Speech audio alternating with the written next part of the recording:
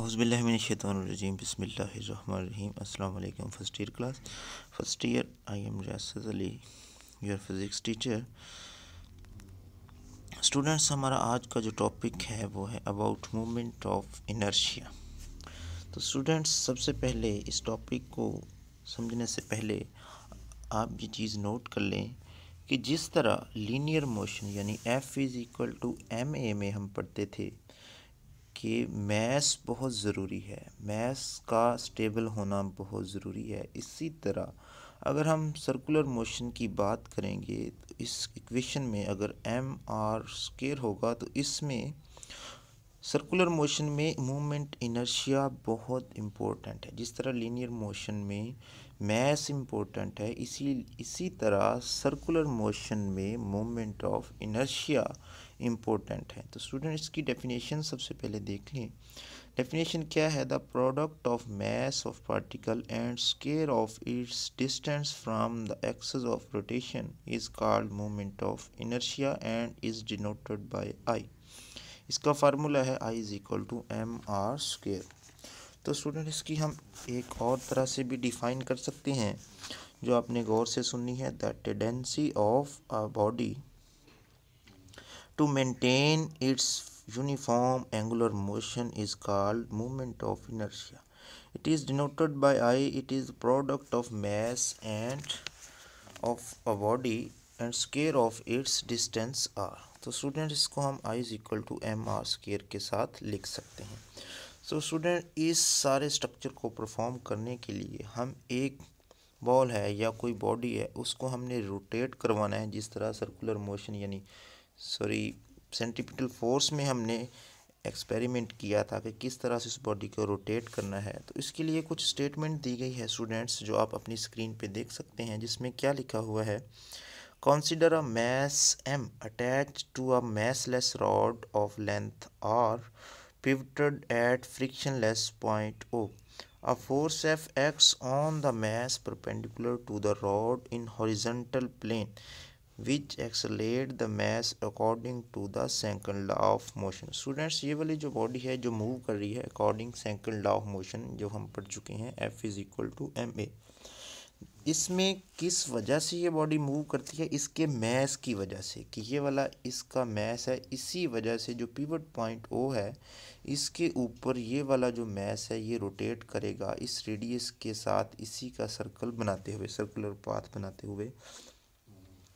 तो स्टूडेंट्स, अब अगर हम लीनियर मोशन से हट के लीनियर मोशन से हट के अब हम सर्कुलर यानी टेंजेंशियल एक्सेलरेशन की बात करें तो हम इससे लास्ट सर्कुलर मोशन और उसका जो रिलेशन था एंगुलर वेलोसिटी के साथ और एंगुलर टेंजेंशियल एक्सेलरेशन के साथ, उसमें हम पढ़ चुके थे कि जो टेंजेंशियल एक्सेलरेशन है वो होता है आर अल्फा। इसी तरह अगर हम इस रिलेशन को इक्वेशन नंबर 1 में यूज़ करें जो आपको ऊपर नज़र आ रही है, तो उसमें क्या होगा? एम आर अल्फ़ा आएगा, क्योंकि हमने ए की जगह पे वैल्यू किसकी पुट करनी है? आर अल्फ़ा की। क्योंकि अब हम इसको टेंजेंशियल एक्सेलरेशन कह रहे हैं, इसका है भी टेंजेंशियल एक्सेलरेशन ही। तो अब इसको हम नाम देंगे सेकंड इक्वेशन का। तो स्टूडेंट्स, लास्ट टाइम हम ये पढ़ चुके हैं किसी चीज़ का जो टॉर्क होता है वो क्या होता है? Torque is equal to r cross F होता है। तो अगर हम इस इक्वेशन में यानी इक्वेशन नंबर 2 में आर को मल्टीप्लाई कर देंगे, यानी जो उसके साथ टर्न कर रही है, जो टर्निंग इफेक्ट है इस फोर्स को जो मिल रहा है, अगर हम उसको उसके साथ मल्टीप्लाई कर देंगे यानी टॉर्क होगा वो फिर आर मल्टीप्लाई बाई एफ। यानी इक्वेशन नंबर 2 में दोनों साइड्स में हमने आर को मल्टीप्लाई करना है। तो फिर ये इक्वेशन किस तरह से बन जाएगी? Tau is equal to R F. जो आर एफ बनेगा उसको ही हमने टॉ लिखा है, उसके साथ है फिर जो राइट साइड पे m are square into alpha, ये इक्वेशन नंबर 3 बन जाएगी। अब स्टूडेंट्स, इसको हमने कंपेयर करना है इक्वेशन नंबर 1 के साथ। जब हम इसको कंपेयर करेंगे स्टूडेंट्स, तो देखें ऑन कंपेयरिंग इक्वेशन 1 एंड 3 तो क्या आएगा? Here F is replaced by torque, यानी जो एफ थी वो रिप्लेस होगी आर क्रॉस एफ यानी टॉर्क के साथ, और ए रिप्लेस हो गया किसके साथ, अल्फ़ा के साथ, और इसमें एम किसके साथ रिप्लेस हो गया, एम आर स्क्वायर के साथ। तो स्टूडेंट्स अब ये वही बात लिखी हुई है इससे आगे कि जो मैंने आपको सबसे पहले लेक्चर स्टार्ट करने से पहले बताई थी कि the quantity M are square is known as the moment of inertia and represented by I. तो students the moment of inertia plays the same role in angular motion as the mass in linear motion. तो students moment of inertia यानी I या कह लें M R square वैसा ही role play करता है angular motion के अंदर जैसा लीनियर मोशन के अंदर किसी चीज़ का मास रोल प्ले करता है।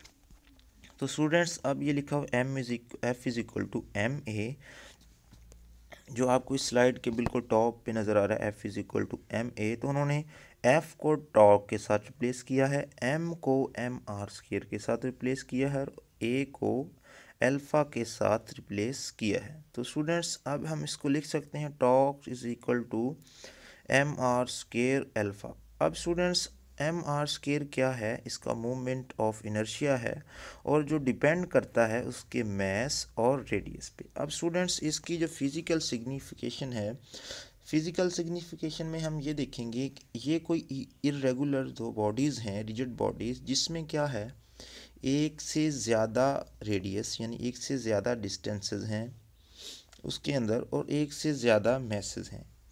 अब इनका मोमेंट ऑफ इनर्शिया किस तरह से होगा, अगर हम इनका अलग अलग सब का मोमेंट ऑफ इनर्शिया लेंगे तो तब उसको सम अप करके उसको टोटल मोमेंट ऑफ इनर्शिया कह देंगे।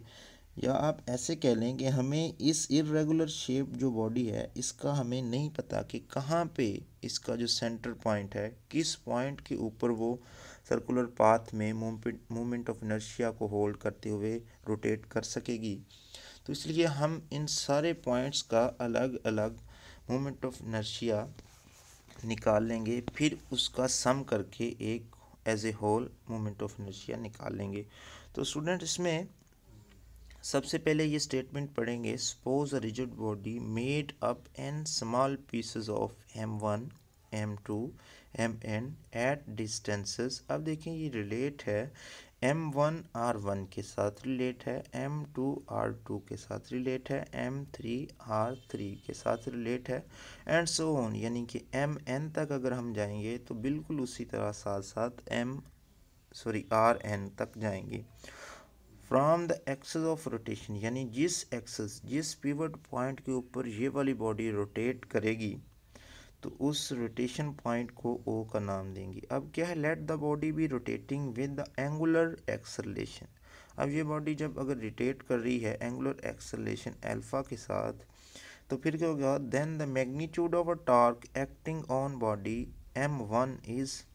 अब स्टूडेंट्स हमने टॉर्क क्या पढ़ा था, टॉर्क इसी स्लाइड के बिल्कुल टॉप पे देखें, टॉर्क का फार्मूला क्या है, एम आर स्क्वायर अल्फ़ा। तो स्टूडेंट्स टॉर्क क्या है, अब हम सिर्फ जस्ट वन के लिए कर रहे हैं यानी मैस वन और आर वन के लिए, और उसका जो एंगुलर एक्सेलरेशन है वो अल्फ़ा वन होगा। तो फिर हम टॉ वन लिख सकते हैं m1 r1 square alpha one. इसी तरह बिल्कुल अगर हम m2 के लिए टॉर्क लिखेंगे तो वो क्या होगा, torque 2 is equal to m2 r2 square alpha 2 and so on. अगर हमने इससे हट के टॉर्क 3 भी लिखना है तो वो हम लिख सकते हैं कि torque 3 is equal to, for m3 होगा ये m3 r3 का square alpha 3 and so on.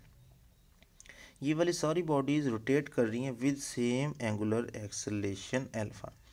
Then total torque जो होगा वो इस तरह से हम लिख सकेंगे, जो आप तकरीबन सेकंड लास्ट जो लाइन है इससे ऊपर वाली लाइन, उसमें आप देख सकते हैं कि टोटल टॉर्क को किस तरह से लिखा गया है कि इसमें सब में एक्सेलरेशन क्या है हमने सेम ले लिया, इसलिए alpha one alpha two alpha three को हमने एक ही एक्सेलरेशन यानी अल्फ़ा ही रख लिया और इन सारी क्वांटिटीज़ में से हमने अल्फ़ा को बाहर कॉमन निकाल लिया। जब हम कॉमन निकालेंगे तो अंदर इस ब्रैकेट के रह जाएगा m1 r1 का स्क्वायर प्लस m2 r2 का स्क्वायर प्लस m3 r3 का square and so on mn r n square. तो स्टूडेंट्स अगर हम इसको समीशन की फॉर्म में लिखेंगे तो इस तरह लिखा जाएगा कि टोटल जो टॉर्क है वो इक्वल होगा समीशन आई टू एन, यानी ये वाला समीशन जब ओपन करेंगे आई से लेकर, आई मीन हम कोई भी नंबर है यानी 1 से लेकर किसी भी नंबर n तक उसको ओपन कर सकते हैं, m I R I square, और इसके साथ मल्टीप्लाई क्या हो रहा है अल्फ़ा। स्टूडेंट्स हम इसी स्लाइड के बिल्कुल टॉप पे देखें तो I is equal to M R square लिखा हुआ है। इसके अंदर भी जो क्या है M I R I square है, तो उसको हम क्या कह सकते हैं कि ये मूवमेंट ऑफ इनर्शिया है। नीचे डिनोट करके बताया भी गया है कि I is equal to summation I one to N M I R I square, ये वाला मूवमेंट ऑफ इनर्शिया है। तो स्टूडेंट इस मूवमेंट ऑफ इनर्शिया से हमें इस चीज़ का पता चला कि जब हम किसी बॉडी को सर्कुलर मोशन में रोटेट करते हैं तो उसका मूवमेंट ऑफ इनर्शिया बहुत इम्पोर्टेंट होता है, जिस तरह लीनियर मोशन के अंदर मैस बहुत इम्पोर्टेंट होता है।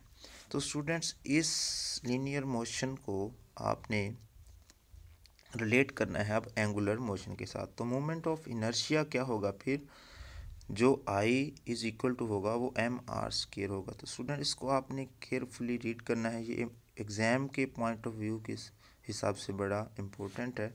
अल्लाह हाफिज़।